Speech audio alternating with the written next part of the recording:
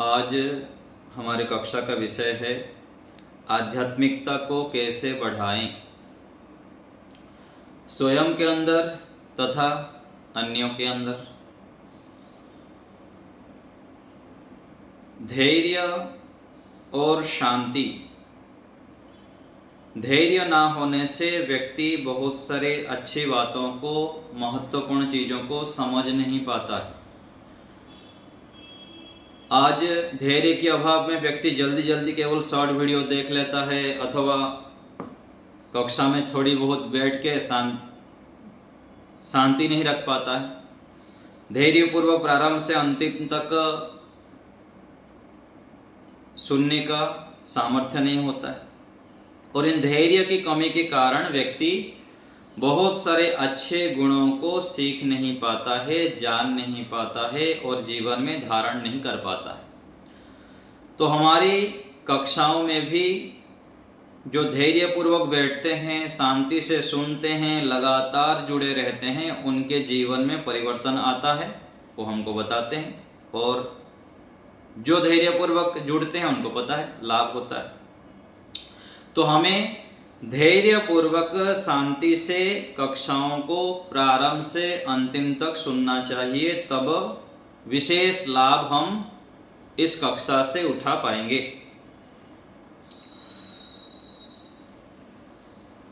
तो आध्यात्मिकता मनुष्य जीवन के लिए कितनी आवश्यकता है और क्यों व्यक्ति आध्यात्म के शरण में आता है?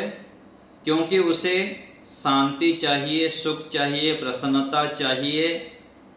इसलिए इन सब के खोज में मनुष्य आध्यात्मिकता के शरण में आता है।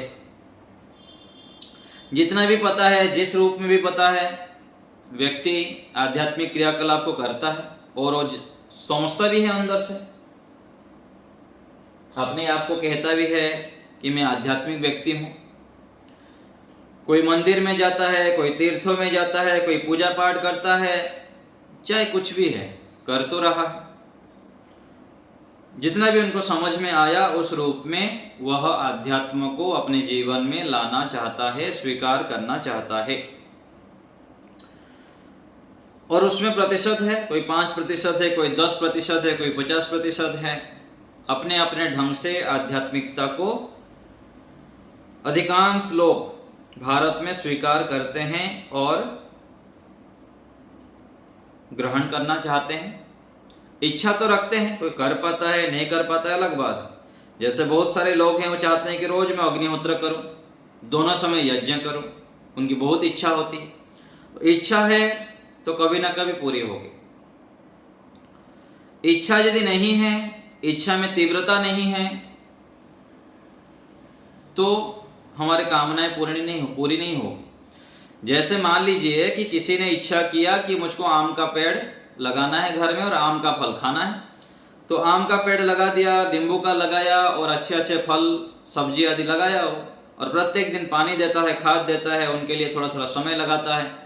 तो एक समय के बाद सारा उसको मिल जाता है, बाहर से कुछ खरीदना नहीं पड़ता, क्योंकि बाहर तो आजकल सब केमिकल है, जहरीला है।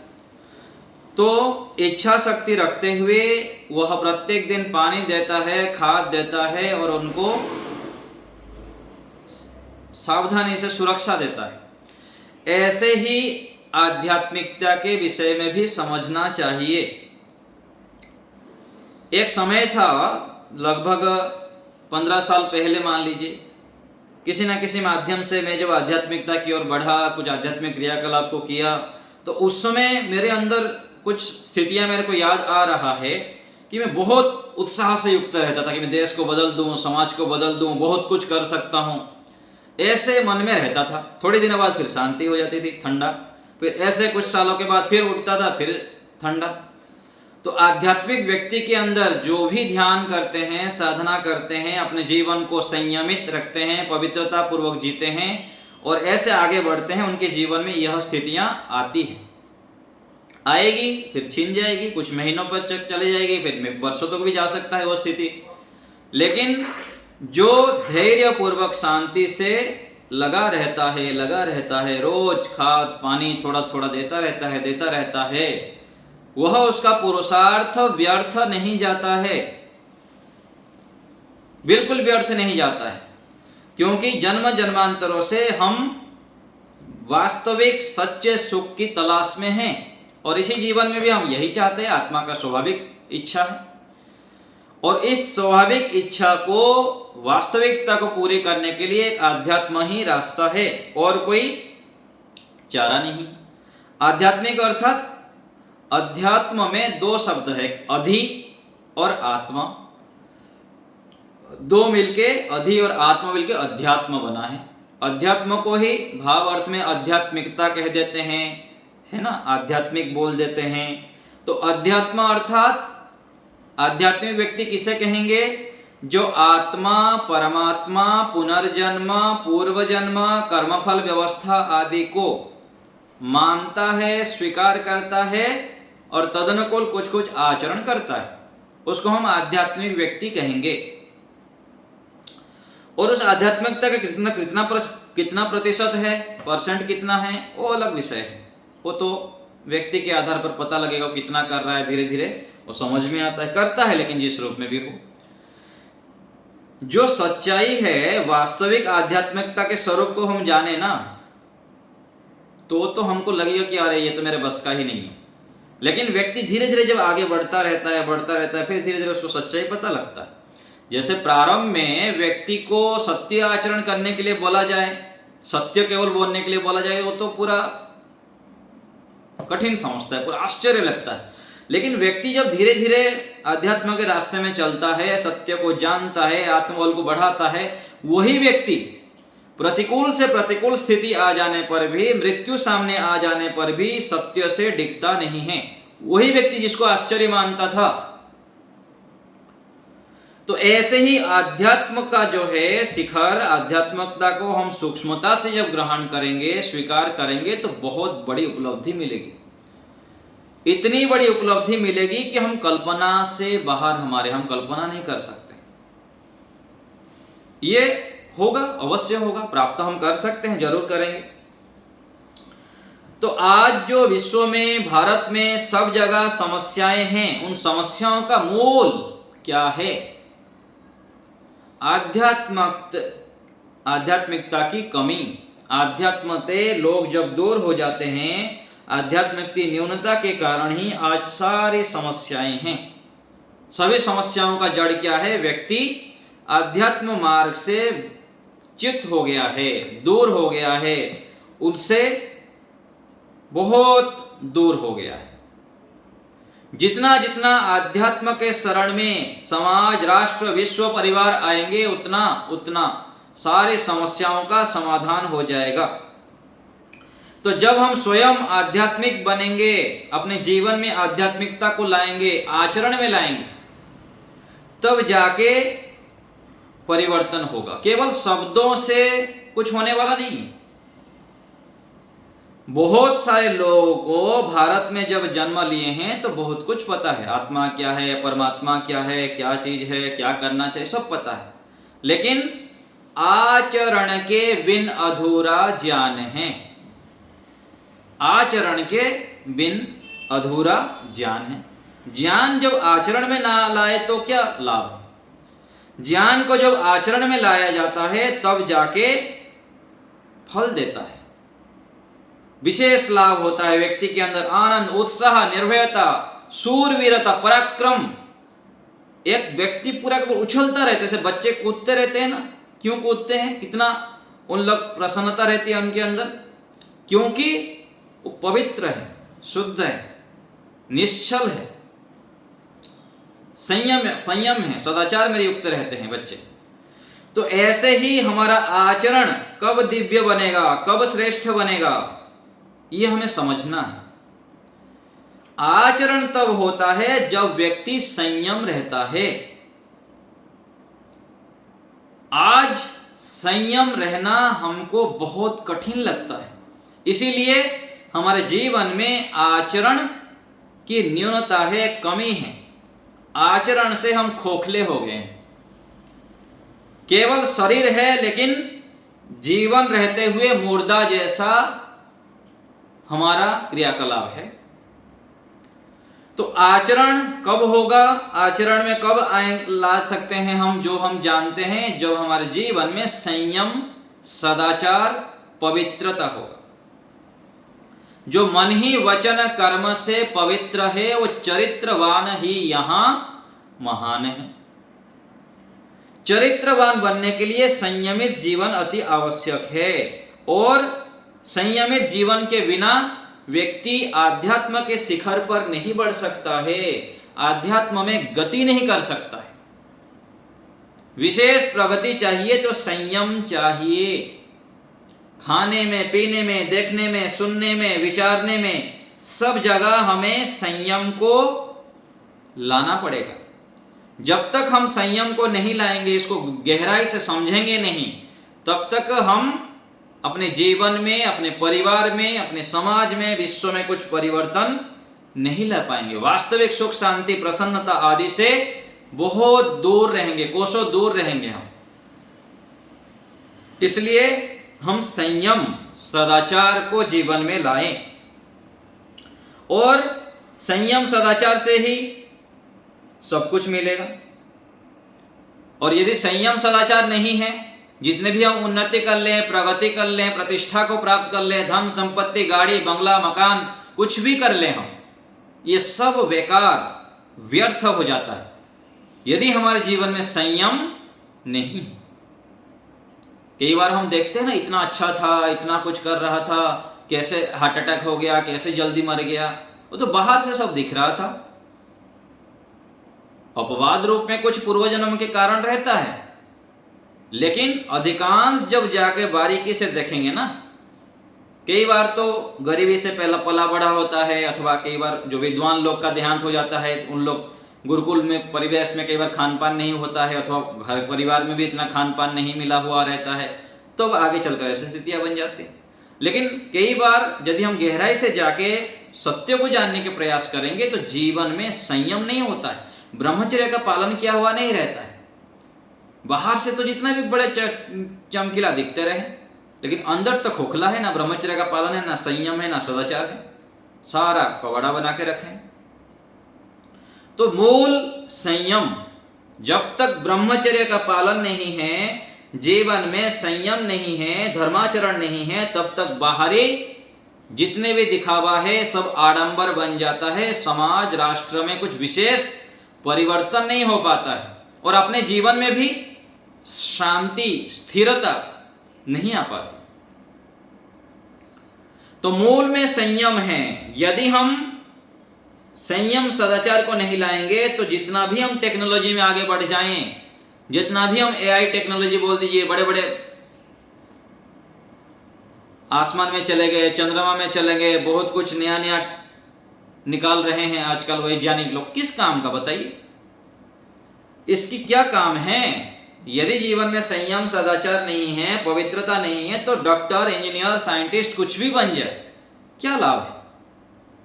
बाहर तो डॉक्टर बन गए, इंजीनियर बन गए, साइंटिस्ट बन गए, पद प्रतिष्ठा सब कुछ प्राप्त कर लिए, लेकिन अंदर देखिए जीवन क्या है।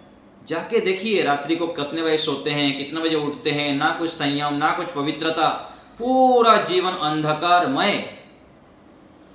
अभी कुछ दिन पहले सुनने को मिला कि कोई व्यक्ति बड़े शहर में काम करते थे, सालाना पैकेज कितना था उनका, 1.5 करोड़ रुपया, करोड़ों रुपया कमाते थे।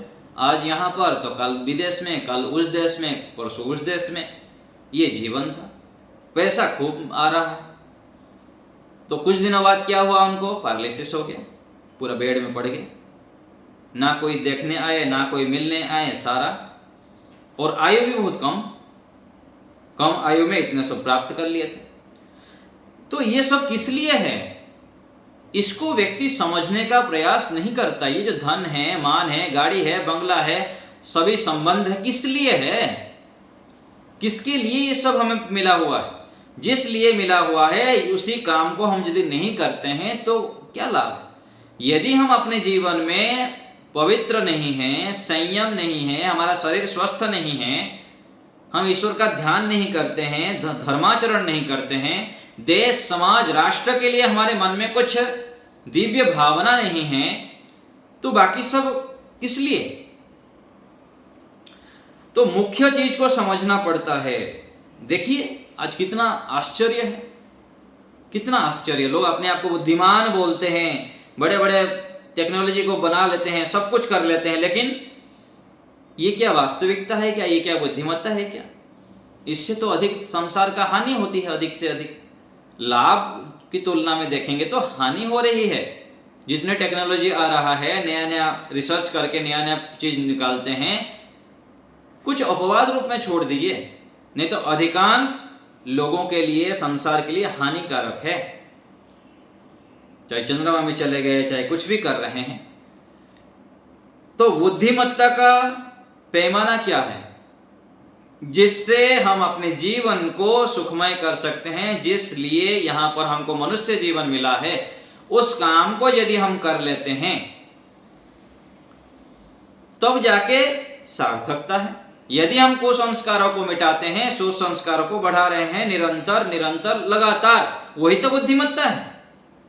क्या अपने माता पिता अपने संतानों को ये देना चाहते हैं? आज कितना देना चाहते हैं? आज स्कूल में, कॉलेज में, सब जगह क्यों ये सब प्रतिकूल स्थिति है? क्या कारण है? क्योंकि व्यक्ति अंधानुकरण कर रहा है। जैसे अंधे के पीछे अंधे चलता रहता है, भेड़ों के पीछे भेड़ बताते हैं, ऐसे ही हम चल रहे हैं। सत्यता से कोसों दूर।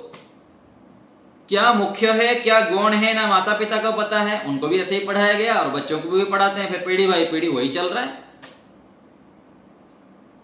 कहां मनुष्य के अंदर अद्भुत सामर्थ्य है, व्यक्ति अपने आप को कितना महान बना सकता है, श्रेष्ठ बना सकता है, दिव्य बना सकता है, कहां से कहां पहुंच सकता है। उन सामर्थ्यों को जानने का ना प्रयास करते हैं, ना पुरुषार्थ करते हैं। स्वार्थ से अंधे होकर, अज्ञानता से अंधे होकर लोग राक्षस प्रवृत्तियों में लगे हुए हैं और उसी राक्षसीपना को बढ़ाने में लगे हुए हैं।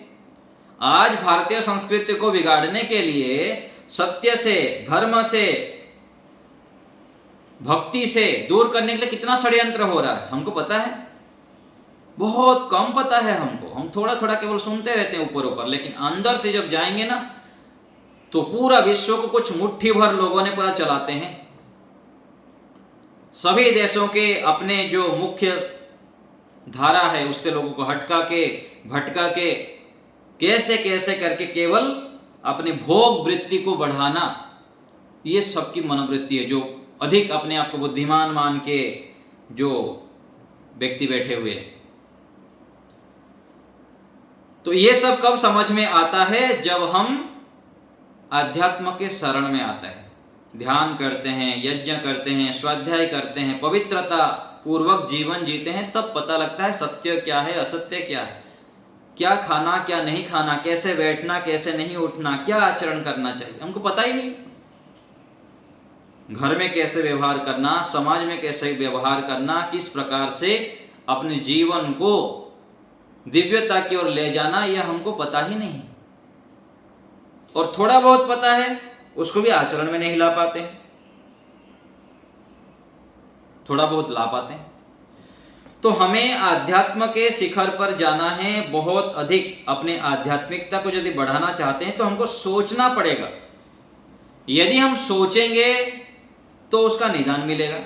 जैसे रोग होता है, किसी को बुखार हो गया और वो पड़ा हुआ है, तो बुखार हो गया पड़े रहने से थोड़ी होगा, तुरंत वो कोई उपाय करता है, गिलोय पीता है, तुलसी लेता है, काढ़ा बनाता है, अथवा अलग अलग अलग प्रकार से व्यक्ति जब उपाय करता है तो ठीक हो जाता है। और दूसरे व्यक्ति ऐसे ही जीवन को बर्बाद कर देता है अथवा रोगी में रोग होकर पड़ा रहता है। तो ऐसे कोई समस्या नहीं है जिसका समाधान ना हो। यदि हम आज देश राष्ट्र में देख रहे हैं समस्या है, कठिनाइयां हैं, बाधाएं हैं, तो इसको दूर किया जा सकता है। लेकिन दूर कब होंगे? केवल बातों से, कमी निकालने से नहीं होता है, क्रिया करनी पड़ती है, एक्शन लेना पड़ता है। और ये एक्शन कौन लेगा, कैसे होगा? किसी ना किसी को तो प्रारंभ करना पड़ेगा। प्रारंभ कहां से करना होगा? हम स्वयं को ही करना पड़ेगा। स्वयं हम जब तपस्या करते हैं उग्र तपस्या करते हैं, अखंड जप करते हैं, अखंड तप करते हैं, बड़े बड़े यज्ञ करते हैं, बहुत अधिक ज्ञान प्राप्त करते हैं, स्वयं को संसार की जो धारा है उससे विपरीत चलना पड़ता है, चलाना पड़ता है।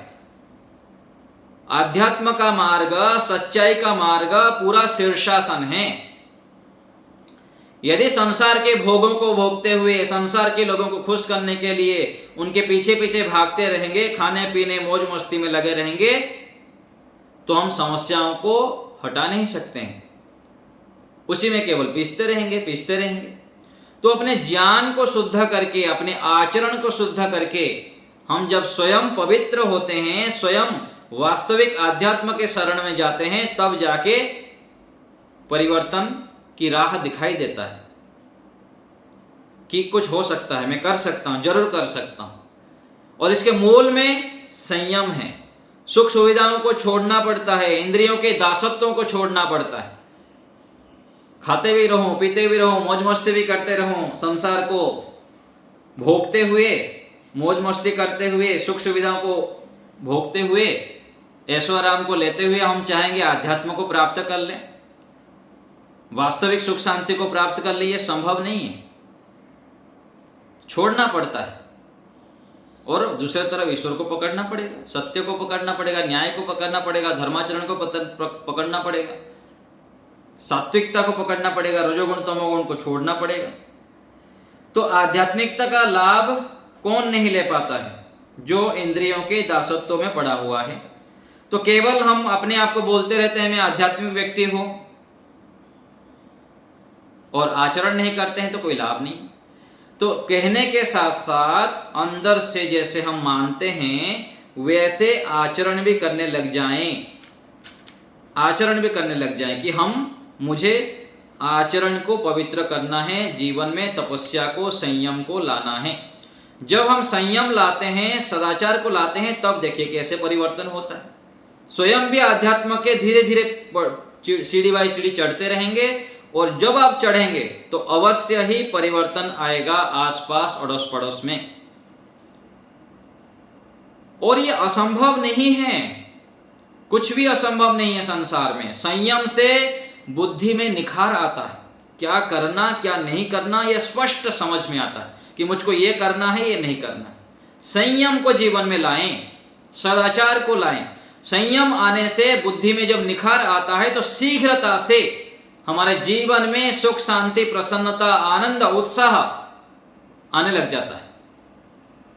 सभी बुद्धि का कमाल है। बुद्धिर यस्य बलम तस्य, जो शांत है वह शक्तिमान है। हमको शांत होना है, शांतिमय जीवन को बनाना है। और शांति को कौन प्राप्त कर सकता है? जो बुद्धिमान है, जो कठोर मेहनत करता है, जो देश राष्ट्र समाज के लिए, परोपकार के लिए जीता है, केवल अपने स्वार्थ के लिए नहीं जीता है, जो संयम रहता है। संयम के अभाव से व्यक्ति अपनी बुद्धि को शुद्ध नहीं कर पाता है। ब्रह्मचर्य के पालन नहीं करेंगे तो बुद्धि में ताला लग जाएगा, लॉक हो जाएगा बुद्धि। आपको क्या करना क्या नहीं करना समझ में नहीं आएगा। और इसीलिए देखिए लड़ाई झगड़ा, मार पीट घर में, परिवार में, पति पत्नी में, सब जगह क्यों है? क्योंकि जिसको वो सुख चाहते हैं, मानते हैं, उसके पीछे दुख चिपटा हुआ रहता है। सांसारिक जितने भी सुख है, खाना पीना मौज मस्ती जितने भी है, उसमें थोड़ा सा सुख है 20%, और दुख फिर शुरू हो जाता है। 4 प्रकार के दुख। जो बुद्धिमान व्यक्ति है तुरंत जान लेता है, तुरंत पकड़ लेता है और सावधानी से चलता है। जितना चाहिए उतना सांसारिक भोगों को भोगता है, अनावश्यक रूप में, हानिकारक रूप में गले नहीं लगाता है दुख को। तो हमें आध्यात्मिक बनना है, आत्मा परमात्मा को जानना है और स्थायी सुख को प्राप्त करना है। तो क्या करना पड़ेगा? इंद्रियों के गुलामी से रहित होना पड़ेगा। यदि हम इंद्रियों के गुलाम रहेंगे, खाना पीना मौज मस्ती करना, अधर्म आचरण करना करेंगे, तो क्या है? सर्वनाश, पतन। भारत को हम विश्वगुरु नहीं बना सकते हैं, अपने परिवार को समृद्ध नहीं बना सकते हैं, हमारे घर में महान आत्मा जन्म नहीं लेंगे, ऋषि महर्षि पूरा विशेष जो देश समाज राष्ट्र के लिए, विश्व के लिए कुछ करें, ऐसे महापुरुष को जन्म देना है घर में। अपने घर परिवार में ऐसे दिव्य आत्माओं का यदि निर्माण करना चाहते हैं तो स्वयं को मजबूत बनना पड़ेगा, कोई दूसरे से नहीं। ये करेगा वो करेगा, यहां ये हो रहा है, यहां हो रहा है, जो हो रहा है उसको मुझे नहीं देखना है, मुझको स्वयं से शुरू करना है। मैं अपने आप को बदलूंगा। और बदलने का शुरू कहां से करेंगे? संयमित, भोजन जितना चाहिए उतना, अनावश्यक जीव ललुपता नहीं। जितने भी अच्छे से अच्छे वस्तु आ गया बस स्वास्थ्य के लिए खाना है। क्योंकि जिसके जीवन में बड़ा लक्ष्य है, कुछ बड़ा प्राप्त करना चाहते हैं, सुख शांति समृद्धि प्रसन्नता, कुसंस्कारों को नाश करना, जीवन को महानता के शिखर पर ले जाना यदि चाहता है, तो ये खाने पीना ये सब छोटी छोटी चीजों में लोगों से अनावश्यक उलझना, इन कार्यों में लगे रहेंगे तो कैसे होगा? तो सावधान, सतर्क, जागरूक होना है हमें। जो जागता है वो पाता है, और जो सोता है जो खो देगा, अपने जीवन को महान नहीं बना पाएगा।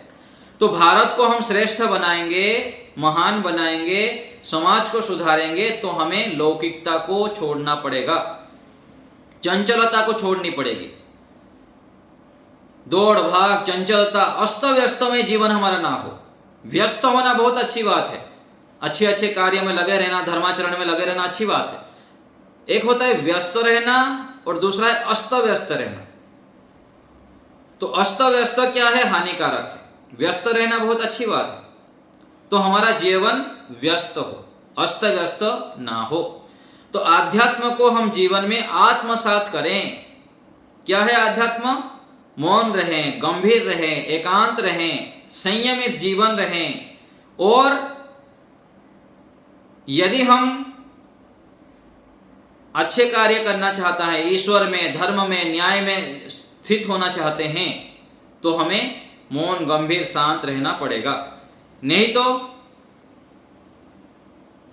दुख को गले लगा देंगे, सुखमय जीवन नहीं बना सकते हैं। तो समाज को, परिवार को ठीक करना है तो पहले स्वयं को आदर्श बनाना पड़ेगा। हम अपने आचरण में जब दिव्यता लाएंगे, पवित्रता लाएंगे, श्रेष्ठता लाएंगे, तो देखिए कैसे परिवर्तन होता है समाज, राष्ट्र में। हम बहुत कुछ कर सकते हैं, हमको पता नहीं हम क्या कर सकते हैं। लोग समाज, राष्ट्र और अलग अलग सीरियल के माध्यम से, फिल्म के माध्यम से, पाठ्य पद्धति के माध्यम से हमारी बुद्धि को ताला लगा के लॉकर में रख दिया गया है। हम तो मानते हैं कि हमारे पास हमारी बुद्धि है, हमारा ज्ञान है, लेकिन नहीं है, सब ताला लग के बाहर रखा हुआ है। उस ताला को खोलना पड़ेगा। जब हम खोलेंगे, मेहनत करेंगे, चाबी अच्छे अच्छे ढूंढ के, बहुत सारे ताला लगाया हुआ है, संकुचित मानसिकता कर दिया गया है। इसीलिए हम अपने आप को जान नहीं पाते कि मैं कौन हूं। देखिए हमारे महापुरुषों को देखें, इसलिए तो कहा जाता है संगति का प्रभाव। जैसे संग करेंगे वैसे रंग होगा। 1000 पति के पास बैठेंगे तो 1000 कमाने वाला बनेंगे, लाखपति के पास बैठेंगे तो लाखों कमाने वाला बन जाएंगे, करोड़पति के पास बैठेंगे तो करोड़ों कमाने वाला बन जाएंगे। ऐसे ही भोगियों के पास बैठेंगे, भोगियों को देखेंगे टीवी में, सीरियल में, अलग अलग जगह पर, तो आप भोगी बनेंगे।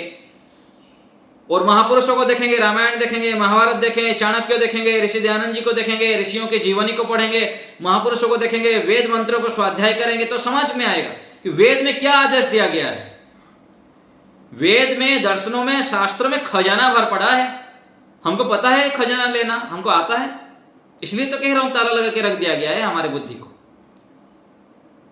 वेदादि शास्त्रों में बताया गया कि तुम बहुत अधिक सामर्थ्य से युक्त हो, तुम्हारे अंदर बहुत अधिक सामर्थ्य है, बस जानो, जगाओ। और ये जानना जगाना कब होगा? जब हम तपस्या के भट्टी में तपेंगे, इस संसार के धारा से विपरीत चलेंगे। संसार में हम पति को, पत्नी को, बच्चों को, मित्र को, साथी को, यहां सांसारिक लोगों को खुश करने के लिए जितने दिन तक लगे रहेंगे, उतना हम सत्य से दूर रह जाएंगे। अर्थात क्या छोड़ देना एक दिन में? ऐसा नहीं है। छोड़ देना भी बढ़िया है, जितना जल्दी वैराग्य हो जाए छोड़ दो, क्या दिक्कत है। लेकिन जब तक पूरा मजबूत नहीं बन गए हैं तब तक थोड़ी छोड़ पाएंगे। छोड़ेंगे तब भी फिर समस्या हो जाएगी। एक कहानी सुनाते हैं ना, एक बार किसी पत्नी से झगड़ा करके कोई व्यक्ति चला गया, स्टेशन में बैठा हुआ है और स्टेशन में बैठ के रो रहा है। तो कोई साधु देखे, उसको पूछे कि क्या कर रहा है, तो बोले घर छोड़ के, अच्छा लाल कपड़ा पहन लिया फिर, है ना, जान नहीं था कैसे क्या होता है, तो लाल कपड़ा पहन लिया और बैठ के रो रहा है। तो कोई व्यक्ति पूछे, कोई दूसरे साधु थे, पूछे क्या कर रहे हो, वो बोले नहीं घर से छोड़ दिया, वैराग्य हो गया। कितने दिन हो गया, बोले 5 दिन हुआ है। 5 दिन में इतना रोना आ रहा है, दुख हो रहा है, घर छोड़ दिया बोल के। तो ऐसे स्मशान वैराग्य नहीं होना चाहिए, ऐसे वैराग्य भी हानिकारक है। इसलिए धीरे धीरे अपनी योग्यता को बढ़ाते रहें, बढ़ाते रहें, बढ़ाते रहें, और जिस स्थिति में आप है वहां पर आप कर सकते हैं। असंभव नहीं है, व्यक्ति असंभव जब मान लेता है, दुर्लभ मान लेता है, मेरे बस के नहीं ये मान लेता है, तब समस्याएं। देखिए, आज कक्षा से पहले मेरा एक विचार आया, बहुत अच्छा विचार आया। जितनी भी कठिनाइयां हैं, समस्याएं हैं, देश राष्ट्र में कहिए, विश्व में, ये जितने भी कठिनाई बाधाएं, ये किस लिए है? यदि अपने जीवन में कठिनाई नहीं है, बाधा नहीं है, संघर्ष नहीं है, चुनौतियां नहीं, तो आप महान कैसे बनेंगे? जो आज महान बने हैं, महानता के शिखर पर चढ़े, एक दिन में चढ़ गए क्या? इसी संघर्ष को, कठिनाइयों को, बाधाओं को पार करके आए हुए हैं। आज जो मेरे को आप देख रहे हैं, मैं चलो 15-17 साल से आध्यात्म मार्ग पर पूरा कूद पड़ा हूं, लेकिन उससे पहले मैं कितना क्या किया हूं, मुझ दो लोगों को थोड़ी पता। कितने सारे मैं व्यापार किया हूं, बहुत कुछ व्यापार किया हूं, अलग अलग परिस्थितियों से गुजरा हूं, है ना। रात्रि को भी ड्यूटी करना पड़ता था, रात भर दिन में सोता था, कई सारी चीजें करते थे।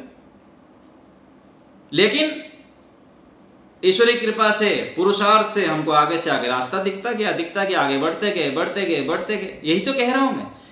इच्छा शक्ति है, आप बीज लगा दिए तो कितना आप उसको ये कर रहे हैं, कितना सुरक्षा दे रहे हैं, कैसे आप खाद पानी दे रहे हैं, किस प्रकार से उसको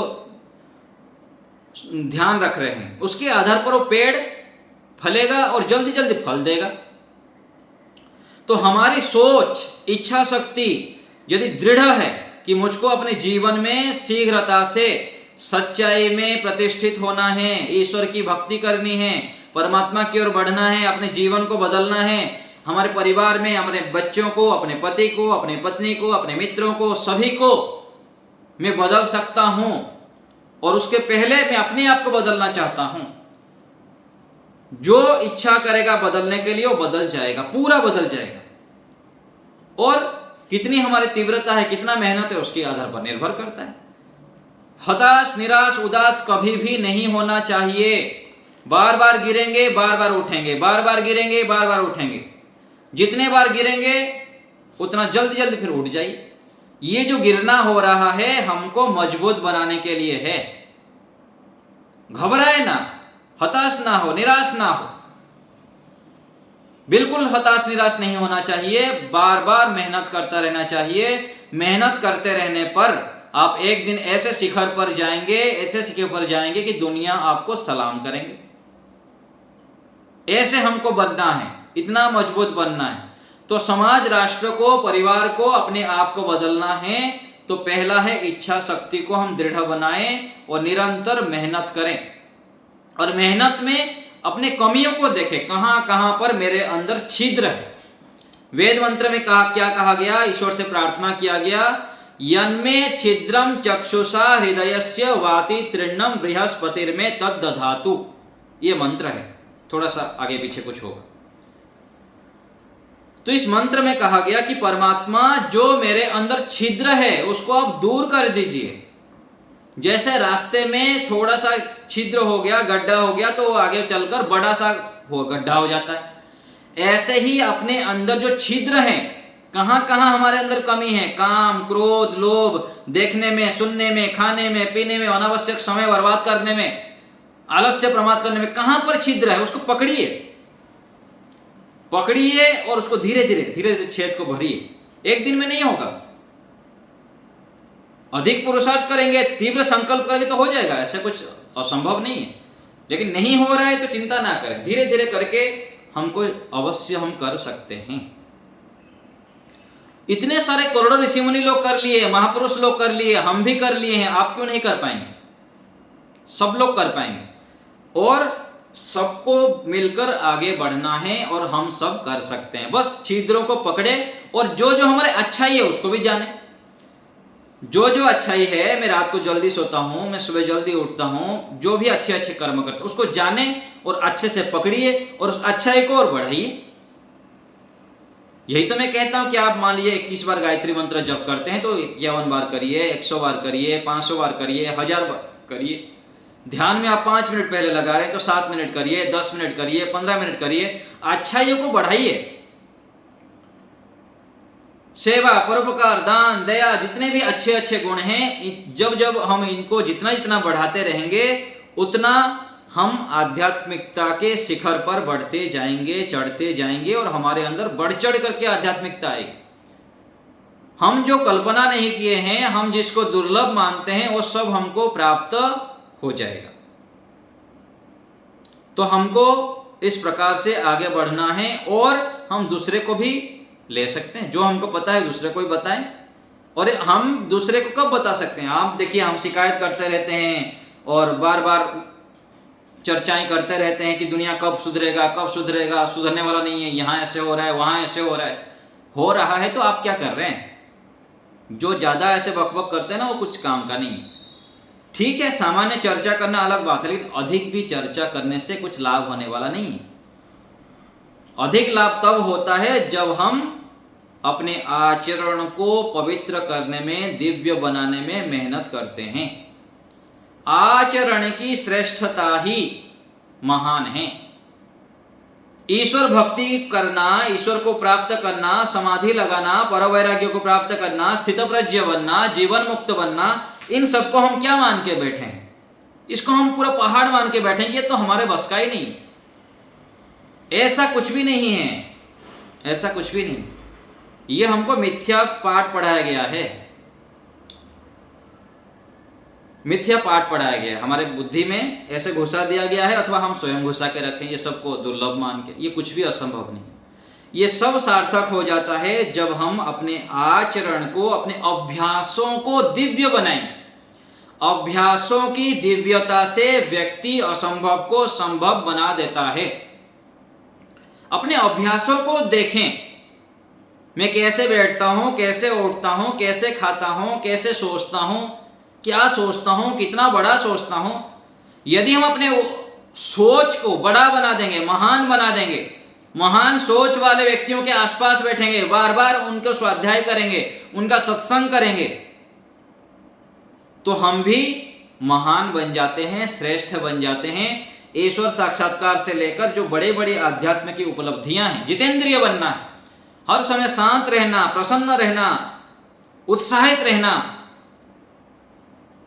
ये हम कर पाते हैं, जरूर कर पाएंगे।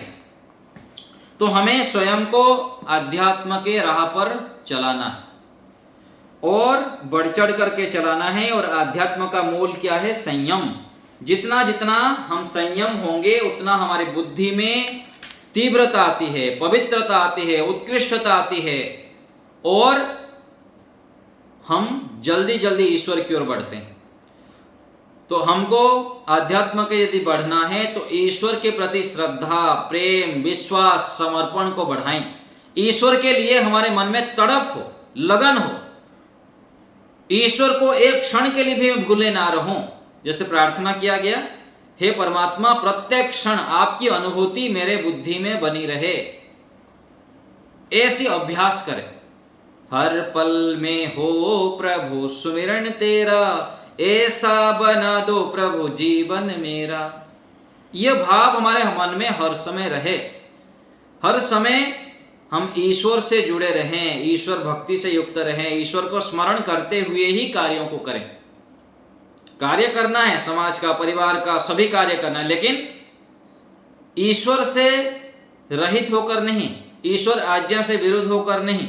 यदि हम मन में ऐसे तड़प जगाएंगे कि मुझको ईश्वर को पकड़ना है, हर समय ईश्वर को मन में रखना है, जैसे कैमरा लगा रहता है, सीसीटीवी कैमरा के नज़र में रहते हैं, हम किसी कैमरे के सामने मैं जैसे ही बैठा हुआ हूं तो मुझको पता है कि लोग मुझको देख रहे हैं। ऐसे ही एकांत में भी, स्नानागार में भी, कहीं भी एकांत में बैठे हैं आप, तो मन में ईश्वर को बना के रखें कि ईश्वर मेरे साथ है।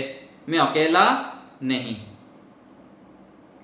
यह भाव जितना हमारे अंदर बढ़ता रहेगा, ईश्वर के प्रति तड़प बढ़ता रहेगा और सच्चे रूप में ईमानदारी से मैं आध्यात्म में चलने वाला हूं, चलने के लिए तड़प मेरे अंदर है और मैं चलना चाहता हूं, यह मन में दृढ़ प्रतिज्ञा करेंगे, संकल्प करेंगे, इच्छा शक्ति को बढ़ाएंगे, तब देखिए कितना परिवर्तन होगा। जरूर परिवर्तन होगा, जीवन में बहुत अधिक दिव्यता आ जाएगी। हम जो असंभव मान के चलते हैं वो संभव हो जाएगा, और केवल अपने जीवन में ही नहीं, अपने परिवार में, अपने आसपास में जो भी संबंधी है, संतानें हैं, सबके जीवन में हम परिवर्तन ला सकते हैं। इतना सामर्थ्य हमारे अंदर है। हम चाहे तो दुनिया को बदल सकते हैं, परिवार की बात तो क्या है, लेकिन मूल है जिसने स्वयं को जीता है उसने जगत को जीता है। स्वयं को जीतना पड़ेगा। छोटी छोटी जो ये हम खिलौने से खेलते हैं अथवा छोटे छोटे देखने में, सुनने में, खाने में, पीने में हम आसक्त हो जाते हैं, उनके गुलामी में युक्त हो जाते हैं, इनको ही सुखदाई मान के इनके पीछे लग जाते हैं, तो हानि उठा लेते हैं अपना। जो बड़ी उपलब्धि प्राप्त करना चाहिए वो प्राप्त नहीं कर पाते। तो ईश्वर से प्रार्थना करें, जप करें, एकांत में बैठें। जितना हम एकांत में बैठेंगे, शांत होंगे, व्यायाम करेंगे, प्राणायाम करेंगे, सात्विक भोजन करेंगे, सत्संग करते जाएंगे, अच्छे अच्छे स्वाध्याय करते जाएंगे, तो हमारे अंदर ये सब दिव्य शक्तियां आने लग जाएंगी। आत्मबल आता है, मनोबल बढ़ता है, कुछ भी आप कर सकते हैं, असंभव को संभव कर सकते हैं। जो आपको लगता है कि ये तो बदलने वाले नहीं, जैसे लगता है ना अपने आसपास में कोई व्यक्ति होते तो उनके विषय में क्या सोचते, ये तो बदलने वाला है नहीं, इनको जितना भी कुछ कर लो कुछ होने वाला है नहीं, ये बार बार ये गलती करेंगे करेंगे करेंगे, तो हमको ऐसा लगता है। लेकिन उनको बोलने से पहले अपने अंदर जब फोकस करके देखेंगे ना थोड़ा ईमानदारी से, तो उनसे अधिक हमारे अंदर दोष होता है। हमारे अंदर यदि मजबूती होती, हमारे अंदर पवित्रता होती, हम अच्छे होते ना, उनकी ओर ज्यादा ध्यान नहीं देते, दूसरे की ओर। क्योंकि आध्यात्म के व्यक्ति का लक्षण है, जो आध्यात्मिक व्यक्ति है उसके पास इतना दोष है, इतना कुसंस्कार है, इतना अच्छे कार्य करना वो चाहता है, उसके पास समय नहीं है, तो दूसरे के दोष कहां देखेगा वो, दूसरे की ओर कहां ध्यान देगा इतना। ठीक है, कोई ध्यान दे दिया, थोड़ा बहुत कर लिया, बस, ज्यादा नहीं। क्योंकि ऋषियों ने बताए, वेदों में बताए कि प्रत्येक आत्मा कर्म करने में स्वतंत्र है। मैं कर्म करने में स्वतंत्र हूं, वो भी स्वतंत्र है। मेरे माता पिता जो चाहते थे, मेरे गुरुजन जो चाहते थे, ऋषियों ने हमारे लिए जो चाहते हैं, ईश्वर मेरे लिए जो चाहते हैं, क्या मैं कर लेता हूं क्या सारा? पूछिए अपने आप को।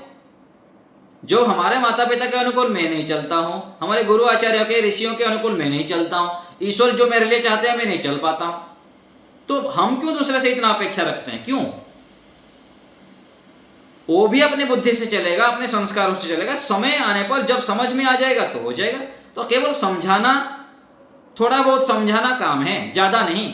ज्यादा तो अपने आप को हम समझाएं, हम समझदार बन जाएं। हम जब समझदार बन जाएंगे, हम जब आचरण में दिव्यता लाएंगे, हमारे जीवन को हम पवित्र बनाएंगे, श्रेष्ठ बनाएंगे, महान बनाएंगे, तो बोलने की जरूरत नहीं पड़ेगी। ये हम समझते नहीं। अपने आप को समझाएं, ज्यादा वाणी से नहीं, आचरण से प्रभाव पड़ता है। तो हम अपने आचरण को दिव्य बनाएं, महान बनाएं, श्रेष्ठ बनाएं, तब हम वास्तविक रूप में आध्यात्म के पथ पर चल पाएंगे और आध्यात्मिक व्यक्ति अपने आप को कह पाएंगे। और जब हम आध्यात्म के मार्ग पर चलेंगे, आध्यात्मिक क्रियाकलापों को अधिक से अधिक करेंगे, ईमानदारी से करेंगे, सच्चाई से करेंगे, तो फिर दूसरे को भी आध्यात्म के मार्ग पर ले पाएंगे। ध्यान, सत्संग, वास्तविक ईश्वर भक्ति, सदाचार, पवित्रता आदि को दूसरे के जीवन में भी पूरित कर पाएंगे। हम बदलेंगे, युग बदलेगा, हम फिर स्वयं बदल पाएंगे। और इसके मूल में है संयम। संयम को समझें। संयम की महत्व यदि समझ में आ गया ना, तो व्यक्ति के जीवन में दिव्यता आ जाता है, अर्थात गति आ जाती है। जैसे कहा गया ना, साइकिल में चलना, बाइक में चलना, कार में चलना, पूरा फ्लाइट में बैठ जाता है, व्यक्ति जल्दी जल्दी अपने जीवन को शिखर पर ले जाता है, दिव्य गुणों को धारण कर लेता है। तो आज अपने परिवार में, स्वयं के जीवन में, राष्ट्र में, विश्व में यदि हम परिवर्तन करना चाहते हैं तो आध्यात्मिकता को जीवन में लाना अति आवश्यक है। तो हम सभी आध्यात्म के राह पर चल रहे हैं, बहुत अच्छी बात है, लेकिन हमको संतुष्ट नहीं रहना है, तीव्रता से गति लाना है जीवन में।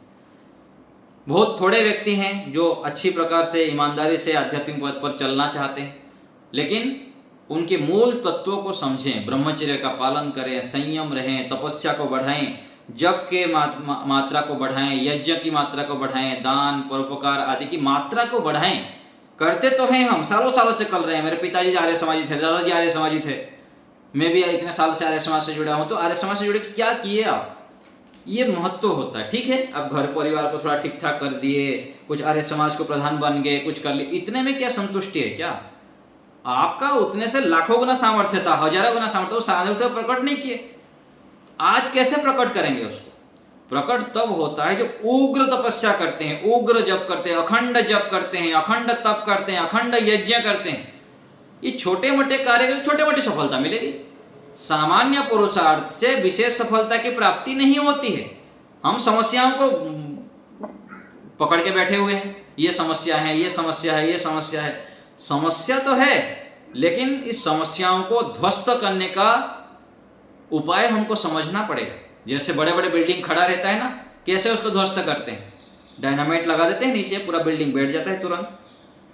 ऐसे ही हमारे जो कुसंस्कार हैं घर परिवार में, समाज में, अपने जीवन में समस्याएं हैं, बड़े बड़े समस्याएं हैं, उन समस्याओं को ध्वस्त करने के लिए भी हमको बड़ी मात्रा में, बहुत बड़े रूप में तपस्या करनी पड़ेगी, जप की मात्रा को बढ़ानी पड़ेगी, परोपकार की मात्रा को बढ़ानी पड़ेगी, संयम की मात्रा को बढ़ानी पड़ेगी। तब जाके हम अपने आप को श्रेष्ठ बना सकते हैं, दिव्य बना सकते हैं। तब हम समाज को, विश्व को, स्वयं को बहुत आगे बढ़ा पाएंगे। तो हम सबको मिलकर इन आध्यात्मिक उपायों को जानना है, तब जाके हम शांत रह सकते हैं। और शांति ही शक्ति है। जितना आप शांत रहेंगे, अपने मन को एकाग्र बनाएंगे, तब सारी समस्याओं का समाधान आपके अंदर ही प्रकट होंगे। अंदर ही परमात्मा के द्वारा सत्य हमको समझ में आता है। जो परमात्मा हमारे हितैषी हैं, सदा हमारे पास रह के प्रेरणा कर रहे हैं, उनके माध्यम से जो सत्य ज्ञान, सत्य प्रेरणाएं हैं, उसको हम पकड़ पाते हैं जब हम शांत होते हैं। और शांति के लिए हमको संयम रहना पड़ेगा, सदाचार का पालन करना पड़ेगा, अपने आचरण के ऊपर ध्यान देना पड़ेगा। तो ऐसे हम प्रयास करें, शांत रहें, एकांत में रहें, मौन रहें, गंभीर रहें, अधिक से अधिक स्वाध्याय करें, मेहनती स्वभाव बनाएं, तब जीवन को हम सफल बना सकते हैं। जब हम स्वयं सफल होंगे, स्वयं पूर्ण होंगे, स्वयं श्रेष्ठ होंगे, तो फिर सभी को श्रेष्ठता की मार्ग पर हम ले सकते हैं। तो आज यहीं रखते हैं। एक बार ओम का उच्चारण। ओम।